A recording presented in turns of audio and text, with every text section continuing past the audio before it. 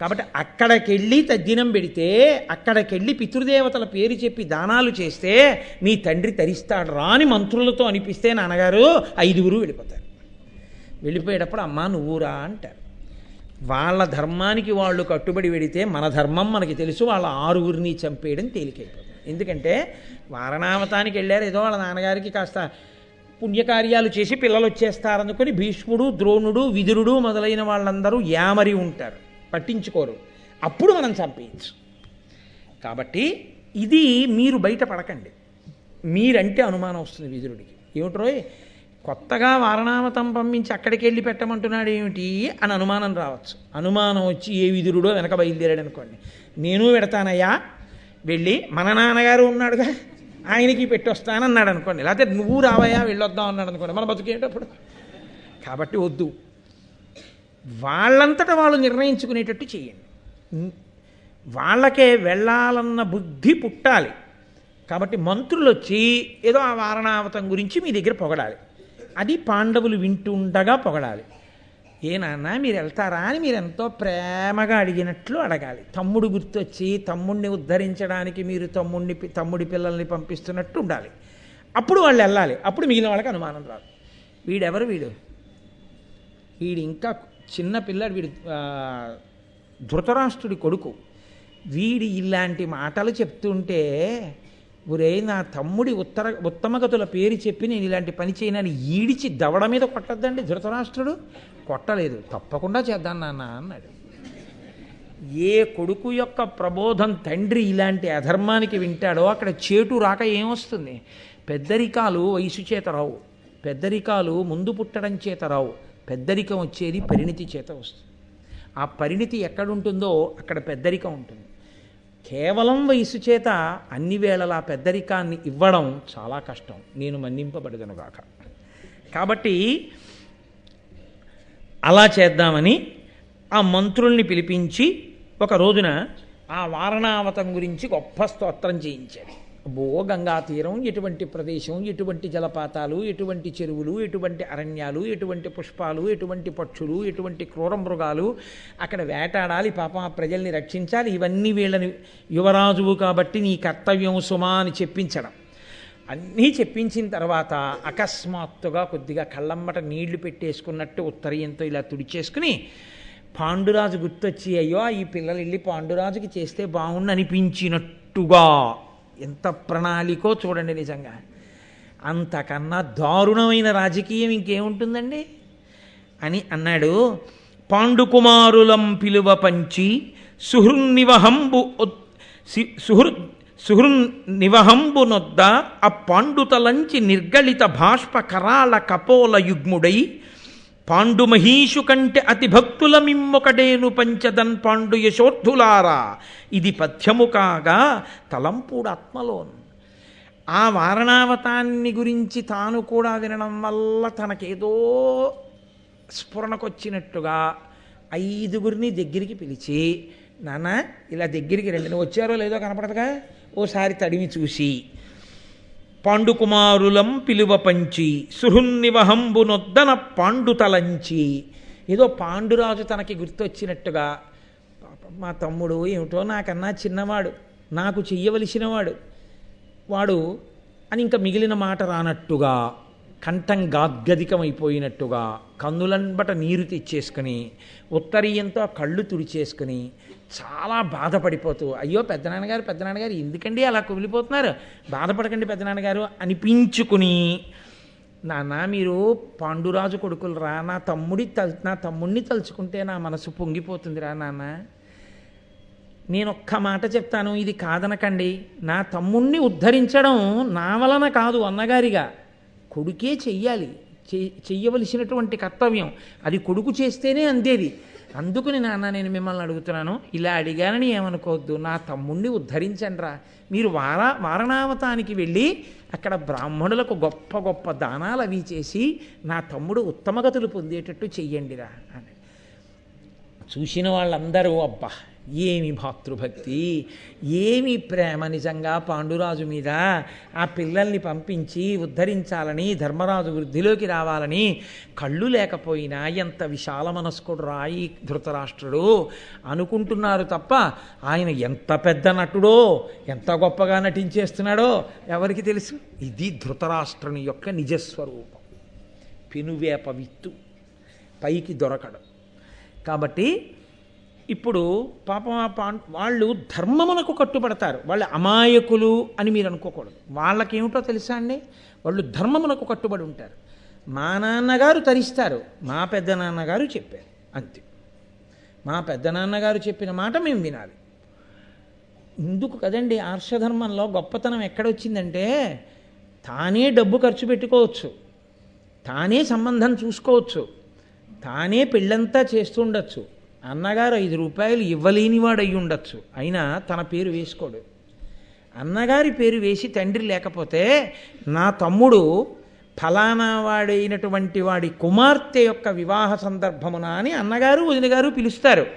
ఆ పెద్దరికానికి అంత గౌరవం ఇస్తారు. అది ధర్మం. ఆ కట్టుబడిన ధర్మం నిన్ను కాపాడుతుంది అని. ఆయనకి పెద్దరికం వచ్చిందని మీరు అనుకోకూడదు. నువ్వు కట్టుబడిన ధర్మం నిన్ను కాపాడుతుంది. నువ్వు ఆయనకి పెద్దరికం ఇవ్వడం చేత నువ్వు పెద్దవాడి అవుతావు. నువ్వు పూజ చేయడం చేత నువ్వు పూజార్హుడు అవుతావు. నువ్వు కృతజ్ఞుడు అవడం చేత నువ్వు లోకమునకు ఆదర్శమవుతావు. కాబట్టి ధర్మమునకు వాళ్ళు కట్టుబడ్డారు. ఇదే వాళ్ళని రక్షిస్తుంది. ధర్మో రక్షతి రక్షిత. ఎవడు ఈ ధర్మాన్ని అడ్డుపెట్టి తన కార్యాన్ని సాధిద్దాం అనుకున్నాడో వాడు పాడవుతాడు. కాబట్టి ఇప్పుడు వాళ్ళు పెద్ద నాన్నగారు చెప్పారు, మా నాన్నగారు తరించాలి, కాబట్టి మేము తప్పకుండా వెడతాం. వెళ్ళి వారణావతంలో మేము చెయ్యవలసినటువంటి పనులన్నీ చేస్తాం. పెద్దనాన్నగారండి మేము ఇప్పుడు బయలుదేరాం. ఏదో చూశాడు ముహూర్తం, చూసి ఇదిగో ఫలానా అప్పుడు బయలుదేరాడు.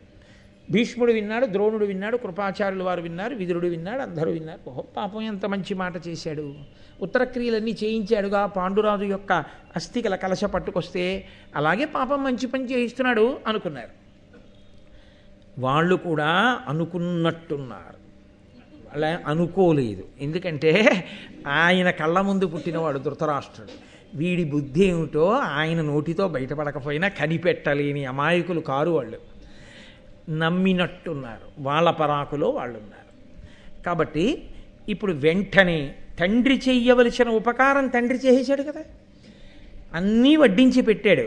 ఇంకా ప్రణాళికని అమలు చేయడం దుర్యోధనుడి కర్తవ్యం. వెంటనే ఆయన పురోచనుడు అనబడేటటువంటి తనకి సన్నిహితుడైన వ్యక్తిని పిలిచాడు.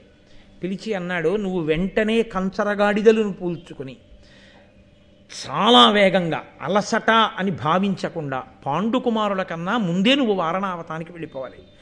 ఈ కార్యసిద్ధి అగుడును నీ కథమున అఖిల దారుణీ రాజ్యము నాకేకాధిష్ఠితమగు, ఇది నీకును నిత్యోపభోగ నిలయమ కాదే. నువ్వు నా కార్యాన్ని సాధించు, నీకు నిత్యము భోగమే. రాజ్యం నాదవుతుంది, నీకు నిత్యభోగం వస్తుంది. ఏం చేయాలో తెలుసా నువ్వు చేయవలసింది?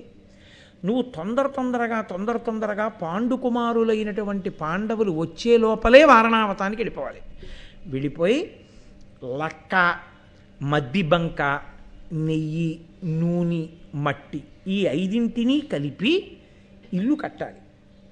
ఇల్లు కట్టి వాటి పక్కనే ఆయుధాగారం పెట్టాలి. ఆయుధాలన్నీ అందులో ఉంచుకుంటారు వాళ్ళు. వాళ్ళ ఆయుధాలు కూడా ఇక మిగలకూడదు. ఆయుధాగారాన్ని అట్టిపెట్టి దీనికి తెల్లటి సున్నం వెయ్యాలి. అది పాండువర్ణంలో పౌర్ణమి నాటి చంద్రబింబంలా ఉండాలి ఆ ఇల్లు. పాండుకుమారులు కుంతితో కలిసి ఆ ఇంటిలో ప్రవేశించాలి. ప్రవేశించిన తరువాత అక్కడ వారణావతంలో ఉండే ప్రజలకి అనుమానం రాకూడదు. కొన్నాళ్ళు వాళ్ళని అందులో నువ్వు ప్రశాంతంగా ఉండని.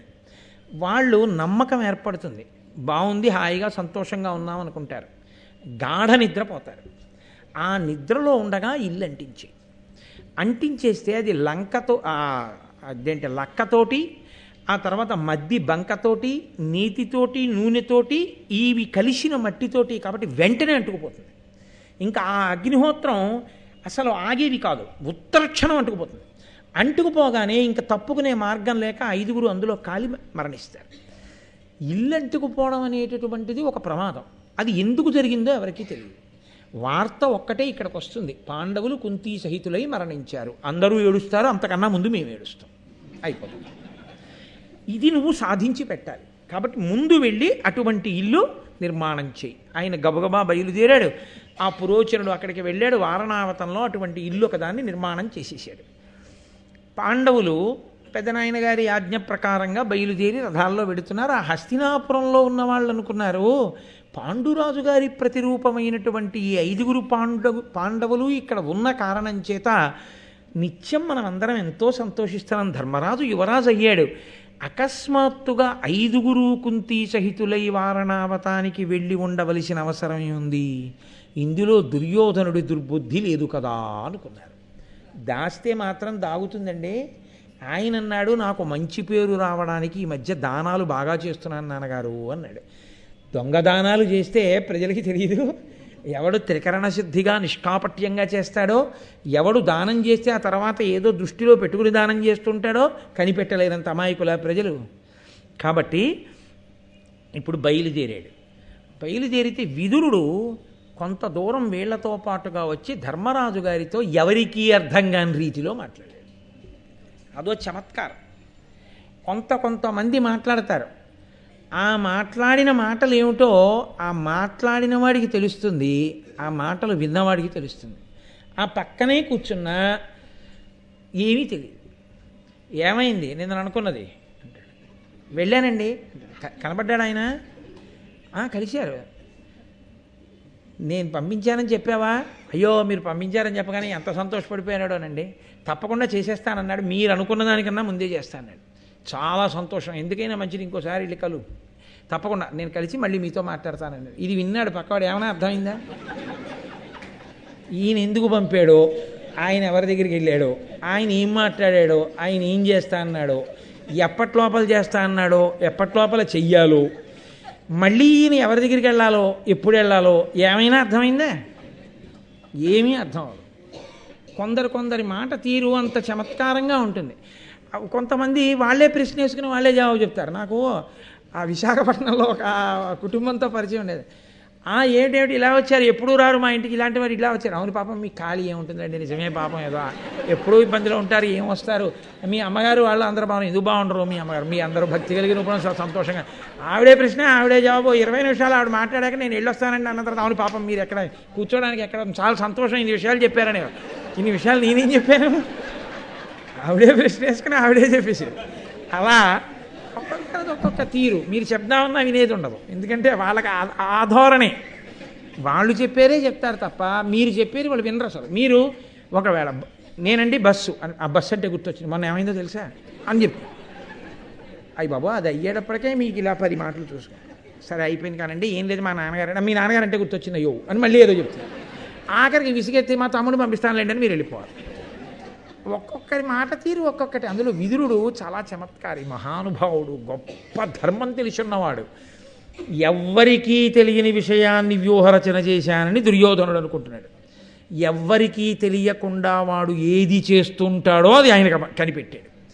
కనిపెట్టి వాడు ఇది చెయ్యడానికి బహుశా ప్రణాళిక వేసి ఉంటాడు. వేసిన ప్రణాళికలో ప్రమాదము ఈ 2 రూపాల్లో ఉంటుంది. అందుకని ఈ 2 విషయంలో యామరకుండా ఉండని చెప్పేది ఎవరికీ అర్థం కాకుండా చెప్పాడు. అది ఏం చెప్పాడంటే, అగ్ని విషయంలో, విషం విషయంలో జాగ్రత్తగా ఉండు ధర్మరాజా అని చెప్పాడు. నువ్వు ఉండడం కాదు, మిగిలిన తమ్ముళ్ళు అమ్మని కూడా జాగ్రత్త, ఈ 2టితో జాగ్రత్తగా ఉండు. దుర్యోధనుడు నిన్నేం ఉత్తినే పంపలేదని చెప్పాడు. అది ఇంత ప్రకటనంగా అర్థమయ్యేటట్టు చెప్పలేదు, ఏదో మాట్లాడినట్టుంది ఆ మాట తీరు. కానీ విదురుడు అనవసరంగా మాట్లాడ్డాడు. విదురుడు వచ్చి మాట్లాడుతున్నాడంటే గ్రహించవలసిన సారం ఉంది. అది ధర్మరాజు గారి శీలంలో వైభవం ఏమిటో తెలుసా అండి? భారతంలో ఎదటి హృదయాన్ని 2 రెళ్ళు 4 ఎంత ఖచ్చితమో అంత ఖచ్చితంగా అంచనా వేస్తాడు. అది ఆయన శక్తి ధర్మరాజు గారిది. అంత ఖచ్చితంగా అంచనా కడతాడు. ధర్మరాజు గారు అమాయకుడు కాడు భారతంలో, మీరు అది గుర్తుపెట్టుకోవాలి. ఆయన చాలా గడుసరివాడు. ఆయన ఎదుటివారి మనస్తత్వాన్ని లెక్క కట్టడంలో ధర్మరాజు తర్వాతే. కానీ ధర్మమునకు కట్టుబడతాడు అంతే తప్ప మోసము కాపట్యము ఆయన దగ్గర ఉండవు. ఆయనకు ఉండే గొప్పతనం అయింది. విదురుడు మాట్లాడుతున్నాడు, తనతో పాటు వచ్చి ఏదో ఉంది. విదురుడు మాట్లాడుతున్నాడంటే తన అభ్యున్నతిని కోరేవాడు, మహానుభావుడు, గొప్ప ధర్మమూర్తి. ఏం మాట్లాడుతున్నాడని చాలా జాగ్రత్తగా విన్నాడు. కుంతి వింటోంది. పాండవులు వింటున్నారు, వాళ్ళకేమీ అర్థం కాలేదు. వెళ్ళినప్పుడు జాగ్రత్తగా ఉండండి. మనం అక్కడికి వెళ్ళాం కదా, ఇంకా అదే పనిగా తిరుగుతూ ఉండకండి. ఓ వేటాడుతుండడం, ఇంటికి వచ్చి ఓ తినేస్తుండడం, అది తినేయడం ఇది తినేయడం చేసేయకండి. ఏది పడితే అది తినేస్తే ఎందులోనైనా ఉండకూడదు ఏదైనా ఉంటే నీకే కాదు అందరికీ ఉపద్రవం వస్తుంది. ఆ విషం కలిసిపోతూ ఉంటుంది. ఒకసారి జాగ్రత్తగా ఉంటుండండి. ఏదో పిచ్చి మాటల్లో మాట్లాడేస్తున్నాడు. విషము వలన అగ్ని వలన ప్రమాదం ఉండే అవకాశం ఉందని చెప్తున్నాడు. ఇందులో పసిగట్టాడు ధర్మరాజు గారు. కుంతీదేవికి అనుమానం వచ్చింది. ఆవిడంది ధర్మరాజుని పిలిచి, ఇన్ని మాట్లాడి వెళ్ళిపోయాడు కదా విదురుడు, నాకేం అర్థం కాలేదు ఏం మాట్లాడాడు. నీకేమైనా అర్థమైందా ఇవాళ ఆయన మాట్లాడింది? ఒకవేళ నీకు అర్థమయ్యి ఉంటే, ఏమిటా పనికిమాలిన మాట్లాడలేదండోయ్, నీకు అర్థమయ్యి ఉంటే నేను వినొచ్చు అనుకుంటే అది ఏమిటో నాకు చెప్పన్నాడు. ఆయన దగ్గరకు వచ్చి అన్నాడు, అగ్ని వలన విషము వలన భయం ఉందని చెప్పారమ్మా, పరాకుగా ఉండమన్నాడు. ఎంత ధర్మమూర్తో చూడండి.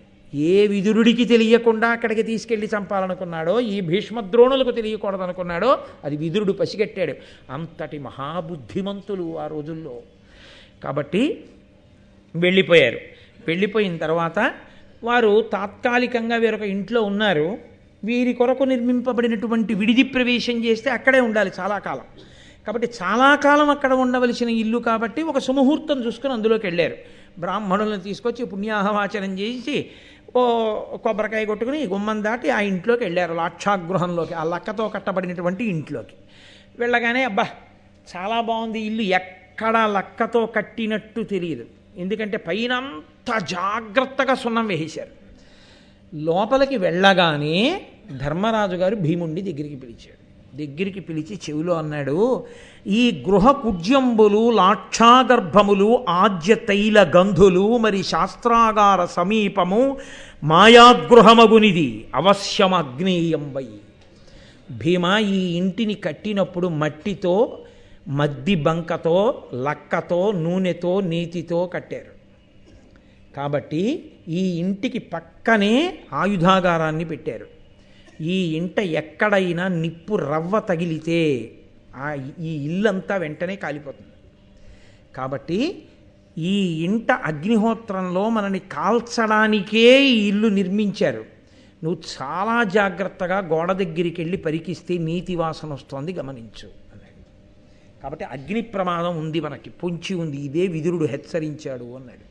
అంటే భీముడు అన్నాడు, దిక్కుమాలిన దుర్యోధనుడు అన్నీ ఇలాంటి పనులే చేస్తాడన్నయ్యా, అసలు మనం ఈ ఇంట్లోకి రాకముందు ఎక్కడున్నామో అక్కడికి వెళ్ళిపోయి ఈ ఇంటికి రాత్రి మనమే నిప్పెట్టేద్దాం అన్నాడు. అంటే అది ధర్మరాజు అంటే.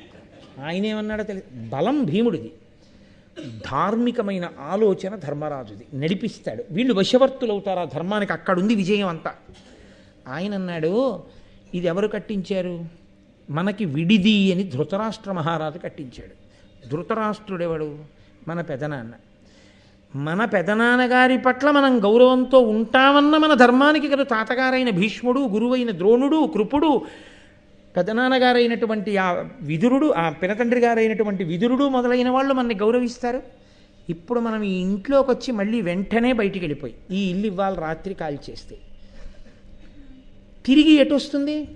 అంటే మేము కట్టించిన ఇంట్లో ఏదో ఉందని వాళ్లే కాల్చేశారు, ఏ ఆగ్నేయాస్త్రమో వేసి మా మీద నింద మోపాలనుకుంటున్నారని ప్రచారం చేస్తే మన వంశంలో అంతఃపురంలో పెద్ద కలతకి దారి తీస్తుంది.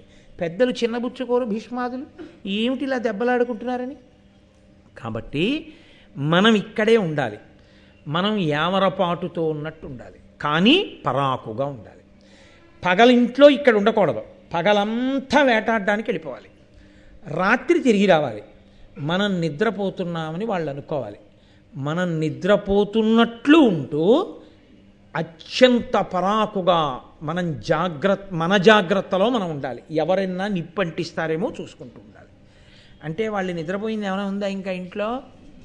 పగలంతా అసలు ఆ ఇంట్లో ఉండకుండా వెళ్ళిపోయేవారు వేటకి. బాగా చీకటి పడిన తర్వాత ఇంటికి వచ్చేవారు. దీని మీద పురోచనుడు చేసిన ఆలోచన ఏమిటో తెలుసా అండి? ఒకవేళ కుంతి పాండవులు కలిసి ఆ ఇంట్లో ఏం మాట్లాడుకుంటున్నారో తెలుసుకోవడానికి, కుంతీదేవికి ఉపకారం చేయడానికి, ఉపచారం చేయడానికి పెట్టినట్లుగా 5 కొడుకుల తల్లి అయినటువంటి ఒక బోయవనితని ఆ ఇంట్లో పెట్టాడు. ఆవిడ కూడా ఆ ఇంట్లోనే పరిచారిక కాబట్టి పడుకుంటుండేది. ఆవిడ పని ఏమిటంటే కుంతీదేవితో వీళ్ళ ఐదుగురు ఏం మాట్లాడుతున్నా వీళ్ళ ఐదుగురిలో వీళ్ళు ఏం మాట్లాడుకుంటున్నా ఆవిడ వినేది. విని పురోచనుడికి చెప్తుండాలి. అంటే వీళ్ళు ఏమైనా అనుమాన పడుతున్నారా, సరిగా పడుకుంటున్నారా, ఏమైనా అనుమానంతో జాగ్రత్తగా ఉంటున్నారా, అన్నీ ఆవిడ కనిపెట్టాలి. కాబట్టి ఆవిడ కనిపెట్టినప్పుడు ఆవిడ కనిపెట్టగలిగిన ప్రజ్ఞకి దొరకనంత జాగ్రత్తగా వాళ్ళని వాళ్ళు కాపాడుకుంటూ పాండవులు జాగ్రత్త పడుతున్నారు. పడుకున్నట్టు పడుకోకుండా ఉంటున్నారు. పడుకోకుండా ఉండడం చాలా కష్టం అవసరమండి. బాగా అలిసిపోయి ఇచ్చిన తర్వాత ఉత్తిని అలా కళ్ళు ముద్దాం అన్నారంటే ఏమైనా అయిపోతుంది తెల్లారే వరకు. నిద్రపట్టే ఇచ్చంతే. మీరు చెప్పలేరు ఎంత జాగ్రత్తగా ఉండాలి. ఆవిడ చూస్తూ ఉంటుందని వీళ్ళకి తెలుసు. కాబట్టి కొంతకాలం గడచింది. ఈలోగా విదురుడికి నిర్ధారణ అయిపోయింది. అక్కడ ఆయన కనిపెట్టేశాడు. లాక్షాగృహ నిర్మాణం జరిగింది, అందులో పాండవుల్ని కుంతితో కాల్చేయబోతున్నారు అని. ఆయన ఒక కనకుణ్ణి పంపించాడు. కనకుడు అంటే గొప్పులు తవ్వగలిగినటువంటి వాడు. పంపించి ఆయన రహస్యంగా ధర్మరాజు గారి దగ్గరికి వచ్చాడు. అయ్యా, ఏదో ఒక రోజు రాత్రి ఇల్లు అంటిస్తారు, అసలు మీరు బయటికి వెళ్ళడానికి అవకాశం ఉండదు. కాబట్టి నన్ను విదురుడు పంపాడు, నేను ఇక్కడి నుంచి సొరంగం తవ్వుతాను. సొరంగం అంటే అంత తేలిగ్గా ఏమి ఉండదు, నడవడానికి దానికి కటిక చీకటి. మీరు ఈ ఇల్లు ఎప్పుడు అంటింపబడుతుందో అప్పుడు కుంతీదేవితో సహితంగా మీ అందరూ కూడా సొరంగ మార్గంలో జాగ్రత్తగా అరణ్యంలోకి వెళ్ళిపోవాలి. వారణావతంలో ఎక్కడా కనపడకూడదు. కాబట్టి అరణ్యంలోకి సొరంగం వెళ్ళిపోయేటట్టుగా నేను చాలా వేగంగా తవ్వేస్తాను సొరంగాన్ని, మీరు ఆపద వచ్చినప్పుడు అందులోంచి వెళ్ళిపోండి అని చెప్పాడు. అలాగేనన్నారు. ఆయన ప్రతిరోజు తవ్వి అరణ్యం వరకు సొరంగాన్ని తవ్వేశాడు. తవ్వేసిన తరువాత ఒకానొక రోజున ఫాల్గుణ మాసంలో కృష్ణపక్ష చతుర్దశి తిథి వచ్చింది. బాగా చీకటిగా ఉంది. ఆ రోజున విశేషమైనటువంటి పూజ. ఆ పూజ జరిగినటువంటి కారణం చేత నైవేద్యాన్ని అందరికీ కూడా బ్రాహ్మణులకి వాళ్ళకి సమారాధన చేసింది కుంతీదేవి. చక్కగా మృష్ణాన్న భోజనం చేసి అందరూ ఆశీర్వచనం చేసి వెళ్ళిపోయారు. ఈ బోయవనిత ఆమె యొక్క 5 కుమారులు కూడా శుభ్రంగా అన్నమంతా తినేసి మధుర పదార్థాలను ఆ కళ్ళు తాగేశారు. ఆ కళ్ళు తాగడంలో వాళ్ళు ఒళ్ళు మరిచి నిద్రపోతున్నారు. ఆ బోయవనిత 5 కుమారులు. పురోచనుడు ముహూర్త నిర్ణయం చేసుకుంటున్నాడు, ఆ ఇల్లు కాల్చేద్దామని. ఆయన కూడా పక్కనే పడుకున్నాడు ఆ లక్షాగృహంలో, అనుమానం రాకూడదని. ధర్మరాజు గారు అన్నాడు, ఇంకింతకన్నా ఇక్కడ మనం ఉండకూడదు. భీమసేన బాగా చీకటి పడింది, మంచి నిద్రలో ఉన్నారు పాండవులు, కుంతి. అందరినీ నిద్ర లేపాడు. హఠాత్తుగా నిద్రలేచి అలవాటు లేని సొరంగంలో నడవడం అంత తేలికైన విషయం కాదు.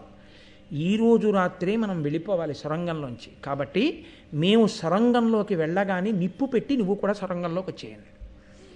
కుంతీదేవిని తీసుకెళ్ళి 4 పాండవులు లోపలికి వెళ్ళారు. భీమసేనుడు ఆ లక్క ఇంటికి నిప్పు పెట్టాడు ఆయుధాగారంతో కలిపి. అది నెయ్యి, నూనె, ఆ మద్ది బంక, లక్క ఇవి ఎంతలో అంటుకుంటాయండి? ఇల్లు వెంటనే అంటేసుకుంది. అంతే. భీముడు సొరంగంలోకి వెళ్ళాడు. తీరా సొరంగంలోకి వెళ్ళాక కుంతి నడవలేకపోయింది. ఎందుచేత అంటే గాఢ నిద్రలో లేచింది. ఆవిడేం సామాన్యమైన వనిత, మహాతల్లి పాండురాజు గారి యొక్క భార్య, మహారాజ్ఞి. ఆవిడ కర్మ, ఆవిడ నడవలేకపోయింది. అర్జునుడంతటి వాడు తడబడిపోయాడు, అడుగులు పడలేదు.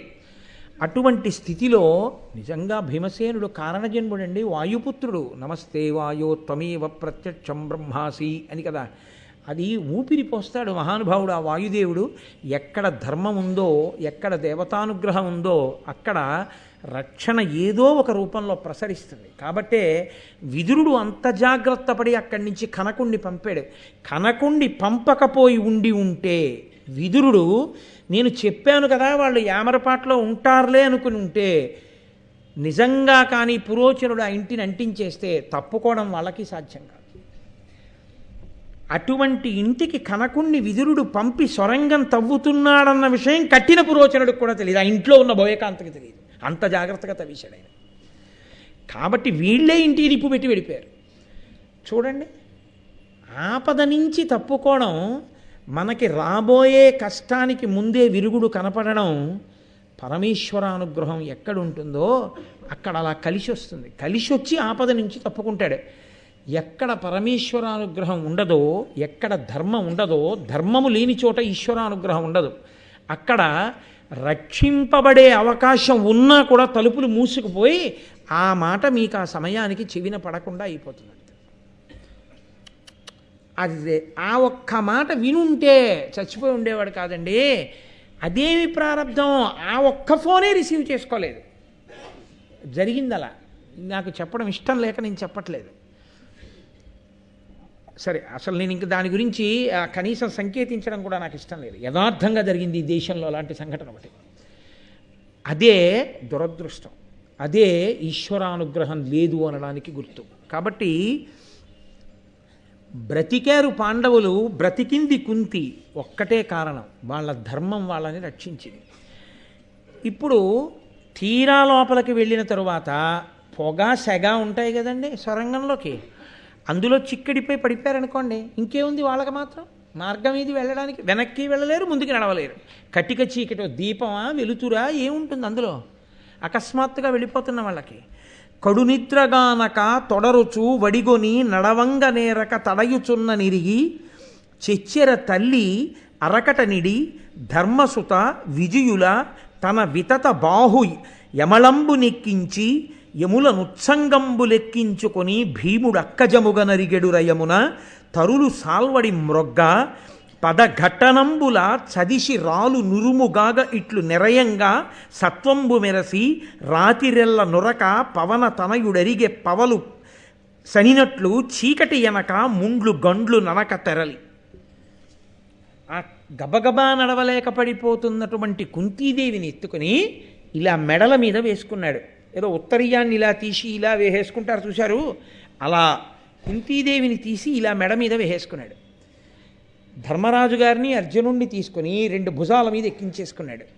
నకులుణ్ణి సహదేవుణ్ణి 2 చేతులతో ఎత్తుకుని తన ఒళ్ళో కూర్చోపెట్టుకున్నట్టుగా పట్టుకుని ఎంత వేగంగా వెళ్ళిపోయాడంటే ఆ కటిక చీకట్లో ఆ సొరంగంలో ఆయన వెడుతూ ఉంటే ఆయన శరీరపు రాపిడికి కొమ్మలు విరిగి పడిపోయి ఆయన పదఘట్టనలకి శిలలు పిండైపోతుండగా అత్యంత వేగంతో పగటిపూట అనాయాసంగా నడిచి వెళ్ళిపోయినట్టుగా సొరంగ మార్గంలో చాలా తొందరగా అరణ్యానికి చేర్చేశాడు. ఇంతటి బాహుబలం మహానుభావుడు ఈశ్వరుడు అటువంటి స్థితిని ఏర్పాటు చేశాడు. అయితే సొరంగ మార్గంలో అలా ఎక్కించుకుని అలా పట్టుకుని వెడుతూ ఉంటే ఒళ్ళోకి నకుల సహదేవులు ఉన్నారు, ఈ మోచేతులు. అందున మోచేయి కొట్టుకుందనుకోండి అలా ఇలా ఉంటుంది. ఆ సొరంగం విశాలంగా తవ్వుతారేమిటి, అది మోచేతులకు కొట్టుకుంటుంటే ఎంతసేపు తీసుకెళ్ళగలరు. కానీ ఆయన బలం అటువంటిది. అందుకే పుట్టగానే శిలలు భిన్నమైపోయాయి. ఆయన మోచేతుల ఒరిపిడికి శిలలు గుండలైపోయి కింద పడిపోయి, ఆయన పగటిపూట వెళ్ళినట్టు నడిచి వెళ్ళిపోతుంటే ముళ్ళు రాళ్ళు ఇవన్నీ పిండైపోయి చెట్ల కొమ్మలు విరిగిపోయి అంత వేగంగా కటిక చీకట్లో గంగానది దక్షిణ తీరానికి తీసుకెళ్ళి ఈ 5గురిని ఆమరునాటి సాయంకాలం వరకు నడిచాడండి మహానుభావుడు. ఏ సామాన్యమైన నడక నడిచారనుకుంటున్నారా? అమ్మయ్యా బతికాం 5గురం తల్లి అని వీళ్ళని ఇంత ఎత్తుకుని తీసుకొస్తే వాళ్ళు బడలిపోయారు. ఆ కుదుపులు ఎత్తుకు తీసుకొచ్చిన వాడు సంతోషంగా ఉన్నాడు. అది భీమబలం అంటే. పరమేశ్వరుడు ఎంతంత గొప్ప స్థితిని, ఎక్కడ ధర్మం ఉందో అక్కడ ఇవన్నీ ఉంటాయండి. ధర్మం ఒక్కటే. అందుకే సమస్త వాంగ్మయము యొక్క ప్రయోజనం ఒక్కటే. ధర్మాన్ని పట్టుకో, ధర్మాన్ని పట్టుకో, ధర్మాన్ని పట్టుకో. నువ్వు ధర్మాన్ని ఒక్కదాన్ని పట్టుకో, నీకు అన్నీ కలుగుతాయి. నువ్వు ధర్మాన్ని ఒక్కదాన్ని విస్మరించి ఏవి పట్టుకో నిన్ను రక్షించవు. కాబట్టి అది మనకి నిరూపణం చేస్తారు ఇటువంటి ఘట్టాల్లో పెద్దలు. కాబట్టి ఇప్పుడు ఆయన తీసుకెళ్ళి అరణ్యంలో పడుకోబెట్టాడు. ఆ ఇల్లు కాలిపోతోంది. వారణావతంలో వాళ్ళందరూ సంతోషించారు, పాండవులు కుంతి వచ్చారని. వాళ్ళు పరుగు పరుగున ఆ లక్షాగృహం దగ్గరికి వచ్చారు. అరే రే పాండవులు 5గురు కాలిపోయారు, కుంతి కాలిపోయారు. పాపం గబగబా ఇంట్లోకి వెళ్ళే ప్రయత్నం చేశారు, కానీ అది అంటుకున్నటువంటి కొన్ని నిమిషములలో కాలిపోతుంది. కాబట్టి కాలిపోయి బూడిదైపోయింది. అయిపోయిన తర్వాత వీళ్ళు గబగబా లోపలికెళ్ళి ఏది కుంతి శవం, ఏది పాండవుల శవం అని వెతికారు. వెతికితే ఆ బోయకాంత ఆమె 5గురు కుమారుల యొక్క అస్థిపంజరాలు ఉన్నాయి. అవే కుంతి 5గురు కుమారుల అస్థిపంజరాలు అనుకుని వారణావతంలో ఉన్న వాళ్ళందరూ ఏడ్చారు. ఎవడా ఇల్లు కట్టాడో ఆ పురోచనుడు కూడా కాలి మరణించాడు. 5 పాండవులు కుంతి చచ్చిపోయారని లోకమంతా అనుకుంది. కనకుడు మాత్రం ఎవరు గొయ్యి తవ్వాడో ఆయన లోపలికి వెళ్ళి చూశాడు. ఈ 5 కాకుండా ఇంకేమైనా ఉన్నాయా మృతదేహాలు? లేవు. సొరంగంలోంచి వెళ్ళిపోయినటువంటి జాడ కనపడింది. ఓ, పాండవులు చేరిపోయారు, చాలు. ఆయన కూడా బూదిలో ఏదో వెతుకుతున్నట్టుగా నటిస్తూ సొరంగం బయటపడింది అనుకోండి. ఇదేమిటి ఇక్కడ సొరంగం ఉందని కొంతమంది అందులోంచి వెళ్ళి చూస్తారు. ఆ సొరంగాన్ని బూదితో కప్పేశాడు వెతుకుతున్నట్టుగా. దాంతో అక్కడ సొరంగం ఉందన్న విషయాన్ని కూడా ఎవరు చూడలేదు. అందరూ చచ్చిపోయారు అనుకున్నారు. ఓ భీతాహ అన్న మాట ఉంటుంది కదండి, ఇంకా అందులోకి ఎవడెళ్తాడు? అందుకని అందరూ బయటకు వచ్చేసారు. ఈ వార్త వెంటనే ధృతరాష్ట్ర మహారాజుకు ముందెళ్ళిపోయింది, దుర్యోధనుడికి చేరిపోయింది. అంతే, ఇంకేముంది? లోపల సంబరాలు, పైకి విచారాలు. ఎంత విచిత్రమైన స్థితి అయిపోయింది. పన్నాగం నెరవేరిపోయింది అని పరమ సంతోషాన్ని పొందేశారు. అక్కడ ధృతరాష్ట్ర మహారాజు సభలో ఉన్నాడు.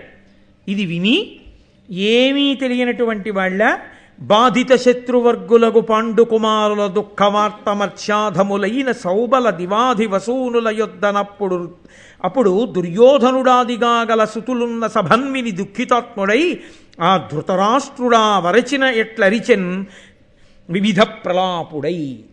కర్ణుడు, దుర్యోధనుడు, దుశ్శాసనుడు, శకుని మొదలైన వాళ్ళు తనకి కావలసిన వాళ్ళందరూ చుట్టూ కూర్చునుండగా వార్త వచ్చింది. లాక్షాగృహం కాలిపోయింది. ఒక ఆడదాని అస్థిపంజరం, 5 పురుషుల యొక్క అస్థిపంజరాలు దొరికాయి. 6 అస్థిపంజరాలు ఉన్నాయి. పక్కన పురోచనుడు కూడా కాలిపోయాడు. ఈ వార్త వినగానే లోపల ఎంత ఆనందపడిపోయాడో, పైకి ఆవరిచినట్టు అరిచాడు. నన్నయ్య గారు అన్నారు, ధృతరాష్ట్రుడు ఆవరచినట్ల రచన్ వివిధ ప్రలాపుడై. లోపల సంతోషం, అది ఆగక ఏదేదో అంటున్నాడు. ఏదో పెద్ద బాధ వచ్చేసిన వాళ్ళ, అయ్యో పాండవులు 5 చచ్చిపోయారు రా, కుంతి చచ్చిపోయింది రా అని ఏదో పెద్ద ఆవు చూడండి ఆందోళనతో. ఆవు అరిస్తే గమ్మత్తుగా ఉంటుందండో, మీరు ఎప్పుడైనా గమనించారో లేదో?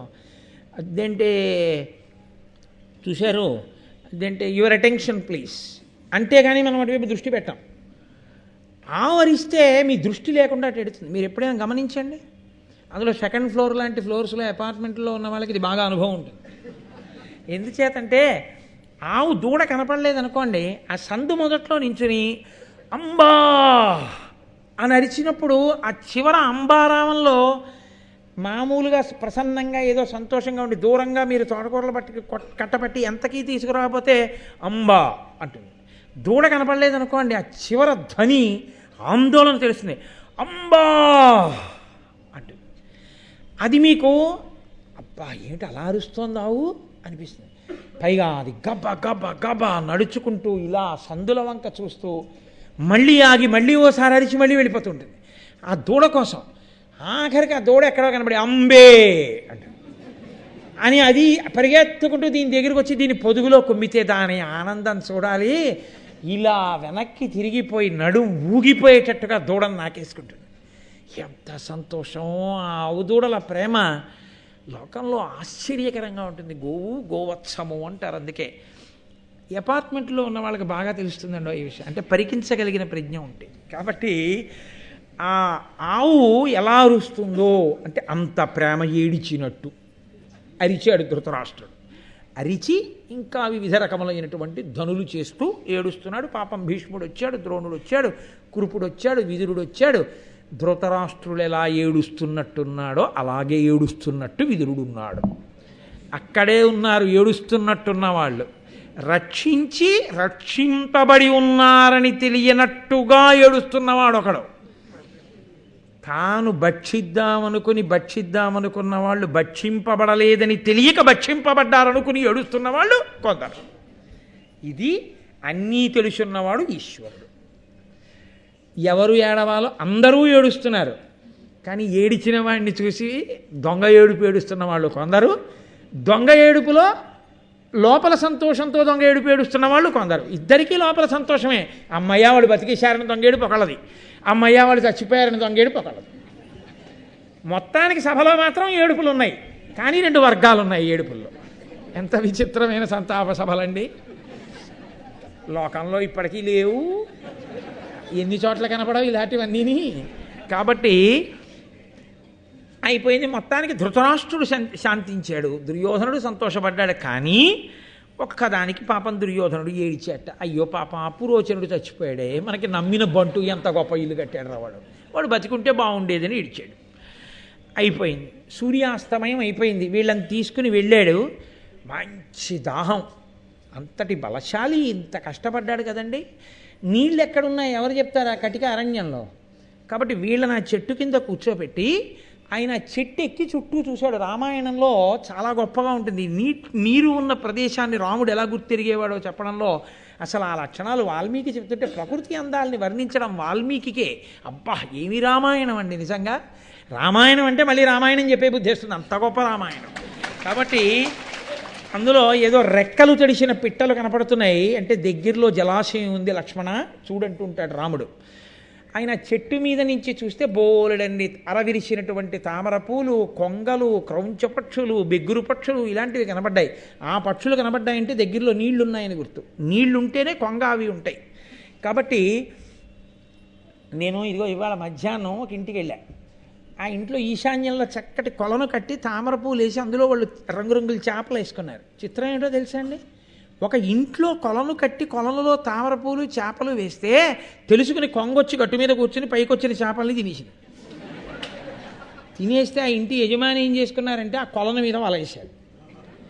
నేను ఇదేమిటి, నీటిలో చేపలు పట్టడానికి వల వేయడం చూసాం విన్నాం, తను పెంచుకుంటున్న చేపలకి మీద వలేసిన వాడు ఎవరిని నేను చూడలేదే అని అనుమానం వచ్చి దీని నీటి మీద వల ఏమిటి అని అడిగాను. అడిగితే అప్పుడు ఆ ఇంటి ఇల్లాలు చెప్పారు నాకు, ఏం లేదు గురువుగారు, కొంగొచ్చి ఒడ్డున కూర్చుని తినేస్తుంది చేపల్ని. 100 చేపల్లో 96 చేపలు తినేసింది, ఇప్పటికి 4 మిగిలాయి ధర్మార్థ కామమోక్షాల్లాగా. అందుకని వాటిని పెంచాలని మళ్ళీ కలియుగంలో ఏం చేశానంటే ఇదిగోనండి వల వేశాను దీని మీద, కాబట్టి ఇప్పుడు కొంగ తినేయలేదు. నా పక్కనున్న ఆయన ఆర్గనైజేషన్లో చాలా అందవేసిన చెయ్యి, అనితర సాధ్యమైన కార్యాల నిర్వహణ ఎందు దక్షుడు, మీరు పట్టుకునే ఉంటారు. ఆయన ఈ వలకన్నంలో ముక్కెట్టి చేపతిందా అని ఎవరి దృష్టికోణం వాళ్ళది. కాబట్టి చాలా చమత్కారంగా ఉంటుంటాయి. మీరెక్కడుంటే అక్కడికి కొంగ వస్తుంది. కాబట్టి ఇప్పుడు ఆయన నీటి మడుగుని చూశాడు, గబగబా వెళ్ళి తాను కడుపు నిండా నీళ్లు తాగాడు. చిరుగులేనటువంటి తామరాకులు కోసి దోణెలు చేసి ఆ దోణెలలోకి నీరు పట్టాడు, తల్లికి ఆ మిగిలినటువంటి అన్నదమ్ములకి నీరు ఇవ్వడం కోసం. ఆ దోణెల నీరు పట్టుకుని వచ్చాడు. ఆయన వచ్చేటప్పటికి సూర్యాస్తమయం అయిపోయింది. అప్పటికే సూర్యాస్తమయం దాటిపోయింది. సూర్యాస్తమయం అయిపోయిందని నేనన్నంత తేలిగ్గా అనరు అన్నయ్య గారు. సూర్యోదయ సూర్యాస్తమయాల గురించి చెప్పవలసి వస్తే దాని మీద ఉన్నటువంటి భక్తి చాలా గొప్పగా ఉంటుంది. ఋషితుల్యులైన వాళ్ళకి ఆ సంధ్యావందనం మీద అంత అనురక్తి ఉన్న వాళ్ళు సూర్యోదయ సూర్యాస్తమయాలను చూసే దృష్టికోణం వేరుగా ఉంటుంది. వెంటనే అన్నయ్య గారు అన్నారు, ధరణీ దిశా ప్రసారిత గురు కర నికరంబులుడిచికొని దీర్ఘ నిరంతరగతి ఖిన్నుడపోలెను హరిదశ్వుండు విశ్రమించే అస్తాద్రి దరిన్. ఎడతెరిపి లేని ప్రయాణం తెల్లవారుజామున మొదలుపెట్టి తూర్పు దిక్కు నుంచి అలా పశ్చిమ దిక్కు వరకు నడిచి నడిచి నడిచి నడిచి నడిచేవాడు ఏం చేస్తాడు, చేతులు ఇలా దగ్గర పెట్టుకుని నడిచాడు అనుకోండి, నడవలేడు. అందులో గబగబా నడవాలనుకున్నవాడు ఏం చేయాలి, చేతులు ఇలా పెట్టుకుని నడవడం కుదరదు, ఇలా ఊపుకుంటూ నడవాలి. ఇలా ఊపుకుంటూ నడవడం ఏంటి, నడిస్తేనే ఊగుతాయి, ఊపుకుంటూ నడవక్కర్లేదు, ఊగిపోతాయి అంతే చేతులు. అది అప్రయత్నం. కాబట్టి ఇలా ఊపుకుంటూ నడిచినప్పుడు ఈ చేతులు ఎంత దూరం వెళ్ళగలవో అంత దూరం తడుగుతాయి. ఇలా వెళ్తున్నప్పుడు ఇక్కడ ఏదో అడ్డుందని తగలదండి, కాబట్టి తడుగుతాయి. సూర్యనారాయణమూర్తి చేతులు కిరణములు కరములు అవి ఎక్కడి వరకు తడుగుతాయి, లోకాన్నంతటినీ తడుగుతాయి ఆయన నడుస్తున్నంతసేపు. నడిచి నడిచి అలిసిపోయిన వాడు ఏం చేస్తాడు, పడుకున్నప్పుడు అది గుహ ఏమీ చూడ్డం, పడుకుని ఈ కాళ్ళు దగ్గరికి పెట్టేసుకుని చేతులు 2 ఇలా దగ్గరికి పెట్టేసుకుని ఇలా పడుకుంటాడు. ఇంకా నిద్రలో ఇలా విస్తారంగా ఇలా చాపి పెట్టడం, ఇలా దగ్గరికి లాగేస్తాడు. తెల్లవారకట్ట నుంచి సాయంకాలం వరకు నడిచి నడిచి అలిసిపోయిన సూర్యుడు పశ్చిమాద్రి అనబడేటటువంటి గుహలో కాళ్ళు చేతులు దగ్గర పెట్టేసుకు పడుకున్నాడా అన్నట్టుగా ఇంకా కిరణములు కనపడడం మానేసేయటం. అంటే కాంతి తరిగిపోయింది, చీకటి పడిందనడానికి ఆయన ఎంత గొప్పగా తీసుకొచ్చారో చూడండి. అంటే ఆ సూర్యాస్తమయాన్ని అంత తాదాత్మ్యతతో కంటికి కనపడే భగవత్ స్వరూపం కదండి అది. తిక్కనగారు ఎంత గొప్పగా వర్ణిస్తారో ఆ సూర్యోదయ సూర్యాస్తమయాల్ని. కాబట్టి అలా సూర్యాస్తమయం అయిపోయింది. ఇంత జాగ్రత్తగా తీసుకొచ్చిన భీముడి కన్నా ఎత్తుకు తీసుకురాబడినటువంటి పాండవులు, మిగిలిన పాండవులు కుంతి బడలిపోయారు. వాళ్ళు ఎక్కడి వాళ్ళు అక్కడే, నిద్ర సుఖమెరగదు, ఆకలి రుచి ఎరగదు. వాళ్ళు ఆ బడలికకి ఆ చేతులకి తల కింద చేతులు పెట్టుకుని ఎవరు దొరికితే చంపేద్దామని చూడబడుతున్నటువంటి పాండవులు, ధర్మరాజు, అర్జునుడు, నకులుడు, సహదేవుడు, నలుగురు, కుంతీదేవి నిద్రపోతున్నారు. వచ్చి చూశాడు భీముడు. ఎంత బాధ కలిగిందో, ఇంత అలిసిపోయి నిద్రపోతున్నారు, లేపి నీళ్లు తాగండి అన్నం ఎందుకు, లేచాక తాగుతారులే అనుకున్నాడు. అది చాలా ప్రేమతో కూడిన మాట తెలుసా అండి. అమ్మ మీరు చూడండి, ఎప్పుడైనా అమ్మ నోటి వెంటే వస్తాయి ఆ మాటలు. ఏదో ప్రయాణం చేసి వస్తాం, రాత్రి 9ంటికి వెళ్ళిపోతాం కదా, వెళ్ళిపోయిన తర్వాత గబగబా ఏ ఉందిలే ఇంత ఉప్మా చేసి పెట్టేస్తాను తినేసి పడుకుందరుగానంటుంది. ఏదో కారణానికి ఆ బస్సు ఎక్కడో చీకట్లో ఆగిపోయి మళ్ళీ బయలుదేరి రాత్రి ఇంటికి వచ్చేటప్పటికి 12 అయిపోయింది అనుకోండి. అమ్మ అమ్మ ఆకలమ్మ ఆకలమ్మ ఆకలమ్మ అని ఇంట్లో దిగిన పిల్లలు ఇంటికి రాగానే అమ్మ ఉప్మా చేస్తుందా, అమ్మ మజ్జిగిస్తుందా ఇవి చూడరు. సోఫాలో ఓడిపడిపోతాడు, మంచం మీద ఓడిపడిపోతాడు, ఆ చెప్పులు ఇప్పేసి వాళ్ళు ఎక్కడి వాళ్ళు అక్కడే అలా పడుకొని నిద్రైపోతారు. నిద్రపోతే అమ్మ అప్పుడు ఇంకా ఉప్మా చేయదు, గబగబా పాలు కాచేసి ఇలా ఇలా తొరిపేసి చల్లార పెట్టేసి ఉప్పు అని ఊదేసి ఆ పాలు పట్టుకొచ్చి పిల్లల్ని చూసి, పాప అమ్మ ఆకలి ఆకలి ఆకలి అన్నారు, ఎంతలా నిద్రపోతున్నారో, పోన్లే ఇంక రేపు ఇద్దాం పడుకొని అంటుంది. రాశీభూతమైన ప్రేమ ఉన్న చోటే ఆ మాట వస్తుంది. అది అమ్మలోంచి వస్తుంది ఆ మాట. సాధారణంగా ఏమి ఎక్కడైనా అమ్మ అమ్మే లోకంలో. అలా భీముడు ఆ పాండవుల్ని కుంతిని చూసి అయ్యయ్యో ఎంత నిద్రపోతున్నారో, రాళ్ల మీద ముళ్ళ మీద పడి నిద్రపోతున్నారు, చెట్టు కింద కటిక నేల మీద, లేచాక తాగుతారులే అని ఆ దొప్పలు అక్కడ పెట్టి చూసి ఆయన అనుకుంటున్నట్ట, త్రిభువన సామ్రాజ్య శ్రీ ప్రభుడగు ధర్మాత్మజుండు ప్రాకృత జనునట్లు అభిరూక్షతలంబున ఇట్లు అభిభూతుండగునే నిద్ర అతి ఖిన్నుండై. 3 లోకములను పరిపాలించవలసినటువంటి వాడు, యవ్వరాజ్య పట్టాభిషేకం అయినవాడు, కురు సామ్రాజ్యానికి యువరాజు, బడలిపోయి ఇంత ఆపద నుంచి బయటపడి కటిక నేల మీద అరణ్యంలో ఒక చెట్టు కింద తన చెయ్యి తాను తలగడాగా పెట్టుకుని అయ్యో క్రూరమృగాలు వచ్చి ఎత్తుకుపోతాయేమో అని కూడా మర్చిపోయి అలుపెరగకుండా ఇలా నిద్రపోతున్నాడా అని అమ్మ వంక చూశాడు. ఆ అమ్మ పడుకుని నిద్రపోతుంటే అమ్మ పొట్టలో రాళ్ళు గుచ్చుకుని ఉన్నాయి. ఆ పొట్ట చూడగానే తానే గుర్తొచ్చాడు, తన తమ్ముళ్ళు అన్నా గుర్తొచ్చారు. మమ్మల్ని కన్న కడుపు పాండు మహారాజు గారి యొక్క పత్ని అమ్మ, అలా పడుకున్నావా అనుకున్నాడు. ప్రేమ అన్న మాటని నన్నయ్య గారు భీముడి కళ్ళజోళ్ళలోంచి చూసి మాట్లాడతారు. అందుకుని ఋషితుల్యుడయ్యాడు మహానుభావుడు. ఆ ప్రేమలు, ఆ హృదయాలు అవి అత్యద్భుతం అండి. పేదరికం అనుభవించిన అన్నదమ్ములు, అక్క చెల్లెళ్ళు అందరూ అలా కలసిమెలిసి ఉన్న రోజులుంటాయే, అవి ఎంత ఐశ్వర్యవంతులైన తర్వాత కూడా మీరు చూడండి, వాళ్ళు కలిసి కూర్చున్నప్పుడు మళ్ళీ వాళ్ళు కోరుకునేది ఏమిటో తెలుసా? ఏమీ వద్దు కానీ కాస్త వంకాయ పచ్చి పులుసు చేసి కంది పచ్చడి చెయ్యి అని. ఒరేయ్ గుర్తుందా, మనందరం కలిసి అమ్మ మనం ఆ రోజుల్లో కూరలు ఎక్కువ తెచ్చుకోవడానికి నెలాఖరులో డబ్బులు లేకపోతే అమ్మ కూరలు లేవు అని కూడా అనకుండా చక్కగా ఉన్న ఒక పెరట్లో ఉన్న 2 వంకాయలు కాల్చి పచ్చి పులుసు చేసి కందిపప్పు పచ్చడి చేసి అమ్మ రుబ్బుతుంటే ఎంత ఘుమఘుమలాడిపోయేదో. వేడన్నం మీద కంది పచ్చడి వేసి అమ్మ నెయ్యేసి మనం కలుపుకుని ఆ పచ్చి పులుసు కలిసి నంచుకు తింటుంటే అమ్మ మనకి పెడుతుంటే అలా తినేవాళ్ళని రా. ఇవాళ కంది పచ్చడి వంకాయ పచ్చి పులుసు తిందాను రా. వాళ్ళందరూ కూర్చుని ఇప్పుడు వాళ్ళ ఆగర్భ వాళ్ళు ఇప్పుడు ఐశ్వర్యవంతులు. వాళ్ళు ఆ కంది పచ్చడి, ఆ వంకాయ పచ్చి పులుసు నంచుకు తినడంలో ఎంత సంతోషపడిపోతారు. ఒకనాటి పేదరికం ఒకనాటి స్మృతిలో ఆనందదాయకమైపోయి కూర్చుంటుంది. తీర్థయాత్రకు వెళ్ళినప్పుడు పడినటువంటి కష్టం అపురూపంగా చేసిన దర్శనం అవదనుకున్న దర్శనం ఇంటికి వచ్చేసిన తర్వాత బాల్కనీలో కూర్చొని గుర్తొచ్చినప్పుడు ఎంతో సంతోషంగా ఉంటుంది కదండి.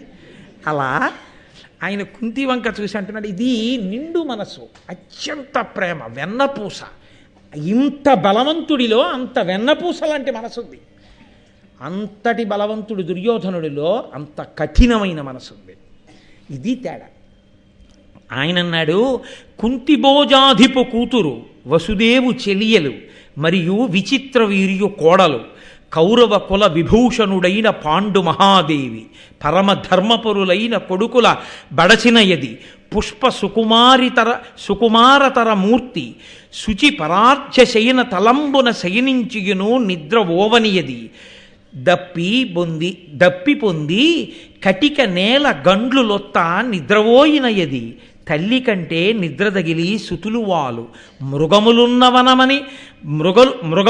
వనమని వగవక మరచియుండిరి ఏమి మాట్కి యొక్కో అన్నాడు. భీముడి భావన అలా పద్యం కింద పడిపోయిందండి నన్నయ్య గారికి. కుంతిభోజాధిప కూతురు, కుంతిభోజుని యొక్క కుమార్తె, వసుదేవుని యొక్క చెల్లెలు, విచిత్రవీర్య మహారాజు గారి కోడలు, కౌరవ కులాలంకారుడైనటువంటి పాండు మహారాజు గారి యొక్క దేవి ఇల్లాలు, పరమ ధర్మపరులైనటువంటి 3 కొడుకుల్ని కన్న తల్లి, తన సవతి యొక్క 2 కొడుకుల్ని కూడా తల్లిలా కాపాడుతున్న తల్లి, వెరసి 5 ధర్మాత్ములకు తల్లి. పువ్వు ఎంత సుకుమారంగా ఉంటుందో అంత సుకుమారతరమైన శరీరము కలిగినటువంటి తల్లి, శుభ్రంగా వేసినటువంటి పక్కని చూసి కూడా పడుకునేటప్పుడు అంత బాగా నిద్రపట్టని తల్లి. చాలా గొప్ప మాట సుమండి. మెత్తటి పరుపు అనలేదు, మెత్తటి పరుపు భోగకారకం.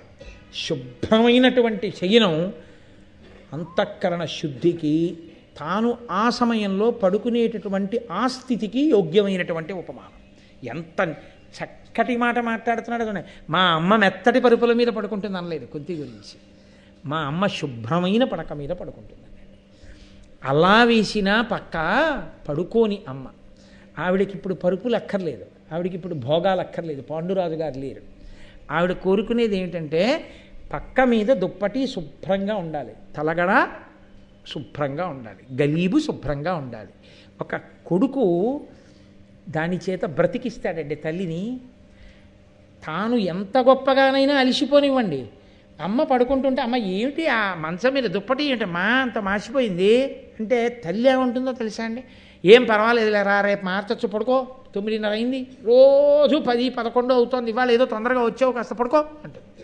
ఆయన అంటాడు ఏం పర్వాలేదులే పడుకుంటాను కానీ ఒరేయ్ లోపల నుంచి ఇస్త్రీ దుప్పటి పట్టరా అని దుప్పటి తీసేసి దులిపి అమ్మ అటు పట్టుకో అని, లేకపోతే కొడుకుని పిలిచి పట్టుకోమని పక్క బాగా వేసి అమ్మ పడుకో అని అమ్మ పక్కన కూర్చుని ఓసారి అమ్మ చెయ్యట్టుకుని అమ్మ ఏం తిన్నావు ఇవాళ, అమ్మ ఏంటి సంతోషంగా ఉందా, ఇవాళ భీష్మ సినిమా వచ్చిందట టీవీలో చూసావా, నీకు ఇష్టం కదూ పద్యాలు అంటే చూశానురా అని ఆ కొడుకు 4 మాటలు మాట్లాడి పక్క దుప్పటి శుభ్రమైంది వేసి వెళ్ళిపోయాడు అనుకోండి, ఆ తల్లి సంతోషంతో గాఢ నిద్రపోయి. అదే కొడుకు ఏమిటా దొక్కిమాలని దుప్పటి ఇంట్లో ఉంటావు కదా ఏం దుప్పటి మార్చుకోలేవమ్మా నువ్వు అని పడుకున్నాడు అనుకోండి, ఆ తల్లిని 3 రోజులు నిద్రపోదు. తల్లి ఆయుర్దాయం పెంచడం కొడుకు చేతిలో ఉంటుంది, తల్లి ఆయుర్దాయం తగ్గించేయడము కొడుకు చేతిలో ఉంటుంది. కొడుకు ప్రేమకి బతుకుతుంది. ఒక స్థాయిలో తల్లిదండ్రులు బతికేది కొడుకు ప్రేమకే బతుకుతారు. ఉన్నారు తెలుసా అండి మహాత్ములు, ఈ ఊళ్ళోనే ఉన్నారు, నేను పేరు చెప్పడం ఎందుకు.